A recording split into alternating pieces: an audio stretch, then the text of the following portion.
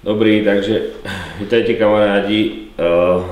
Trošku sme zase popracovali na tejto novej sezóne a pripravujeme nové také vylepšenia tu na Eurorodeu. Takže chcel by som vám ukázať, že čo sa spravilo nové. Jedná sa o to, že si môžete vybrať koníka z nejakej databázy. No a ja by som vám ukázal, aké zmeny sme urobili tuto na portáli Eurorodeo, ktoré vám určite pomôžu pri rýchlejšom prihlasovaní a tak ďalej. Takže keď sa dostaneme na stránku Eurorodeo.eu, tak máme tu, zväčšili sme toto, aby jazdci našli, kde sa registrovať, prihlásiť a tak ďalej. Bude to možnosť tu vpravo hore alebo tuto. Keď dám registrovať, tak vyplníte svoje údaje. Princíp je stále ten, že vyplním svoje údaje a potom vyplňam koňa a tým sa vytvorí štartovná dvojica. Ale čo vám chcem dneska ukázať, že tí, čo už ste prihlásení, tak sa prihlásite pod svojím menom a heslom a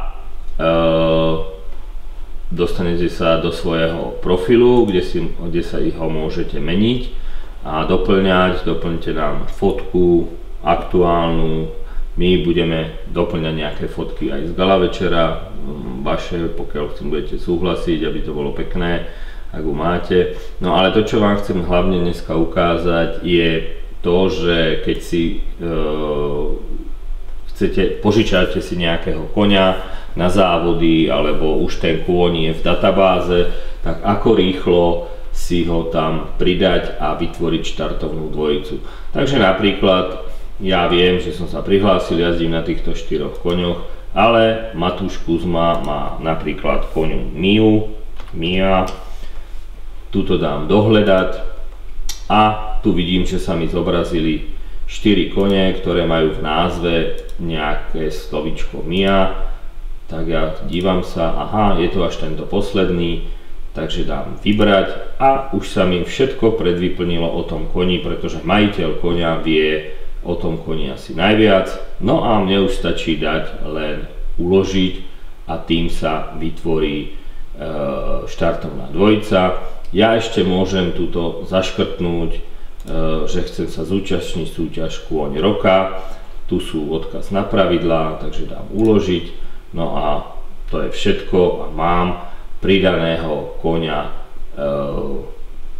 Miu a týmto už vidím, že je tu. No a už mi stačí potom len ísť na aktuálne závody a vidím tu Play Me Jack, to je ten kôň Mia, štartovné číslo 1007. Prihlásiť, chcem sa teraz aktuálne prihlásiť na tréning, napríklad do Galanty a tu už len pozaškrtávam jednoduché údaje, teda štartovné disciplíny. Môžem to ešte ukázať tu, že kde sú reálne závody. Chcel by som ísť do Galanty, takže tu už len pozaškrtávam jednotlivé disciplíny a odošlem prihlášku, tak ako ste zvykli. Takže to je asi toto, čo je hlavne nové, rýchlo pridať svojho nového koňa, aby sme vám trošku uľahčili hľadanie tých čísiel. Dôležité je, spravili sme to hlavne pretože v tých koňoch sme trošku v databáze robili poriadok. Toto číslo, životné číslo v pase koňa a odkiaľ ten pas pochádza, to znamená, že ak je rakúsky pás, tak má nejaké číslo, takže prosím vás, vyplňujte to číslo poctivo, aby sa vám potom načítavali body do koňa roka. Takže to by bolo asi tak všetko, čo som vám chcel ukázať. Dúfam, že sa všetci tešíte na Veľkú noc a pretože treba si vyšíbať nejaké peniažky, no a ktoré môžete potom zaplatiť si členské alebo poplatok za súťaž Kôň roka, aby sa vám body do súťaží a do šampionátu počítali, pretože body sa počítajú až keď máte zaplatené členské a splnené tie povinnosti. No a ja sa dívam, že teda máme za 3 týždne nejaký tréning ešte v Galante, takže ho príďte využiť, aby ste sa naštartovali do novej sezóny, pretože potom už ďalšie závody sú koncom apríla, začiatkom mája, už to všetko sa spustí.